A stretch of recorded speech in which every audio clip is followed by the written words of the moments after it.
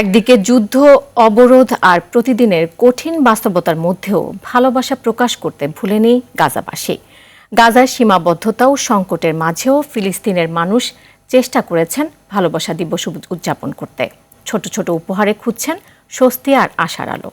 কেমন করে বিশ্ব ভালোবাসা দিবস উদযাপন করেছেন গাজার বাসিন্দারা, জানাচ্ছেন ইমতিয়াজ আহমেদ। দীর্ঘ সংঘাত ও দুর্ভোগ পেরিয়ে গাজা উপত্যকার মানুষ আবারও চেষ্টা করছেন স্বাভাবিক জীবনে ফিরতে। প্রতিদিনের কষ্টের মাঝেও ভালোবাসা দিবস ঘিরে উপহার কেনা আর প্রিয়জনদের সঙ্গে ছোট ছোট আনন্দ ভাগ করে নেয়ার চেষ্টা করেছেন ফিলিস্তিনিরা।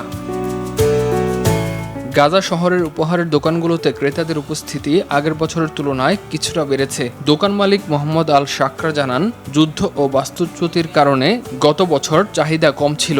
এবার পরিস্থিতি কিছুটা শান্ত হওয়ায় মানুষ নতুন করে আনন্দ খুঁজছেন। যদিও অবরোধের কারণে উপহারের জিনিসপত্র পাওয়া কঠিন হয়ে পড়েছে। বিশেষ করে টেডি বিয়ার কিংবা ফুল সংগ্রহ করতে অনেক সময় লাগছে, জানান ক্রেতারা। ভালোবাসা দিবস উদযাপন করতে আসা দিমা এরেকাত বলেন, সীমান্ত বন্ধ থাকায় সাধারণ উপহার কিনতেও কয়েকদিন অপেক্ষা করতে হয়, দামও অনেক বেশি। একটি টেডি বিয়ার পেতে 4 দিন থেকে 1 সপ্তাহ সময় লাগে। দামের দিক বিবেচনা করলে সবকিছুই আগের চেয়ে অনেক বেশি।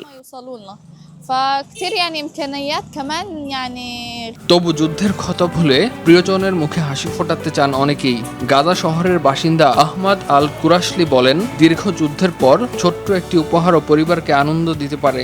অভাব, মূল্যবৃদ্ধি আর অনিশ্চয়তার মাঝেও গাজার মানুষ ভালোবাসা এবং আশাকে আঁকড়ে ধরে রাখতে চাইছেন। কঠিন বাস্তবতার মধ্যেও ছোট ছোট আনন্দের মুহূর্তই যেন তাদের টিকে থাকার শক্তি হয়ে উঠছে।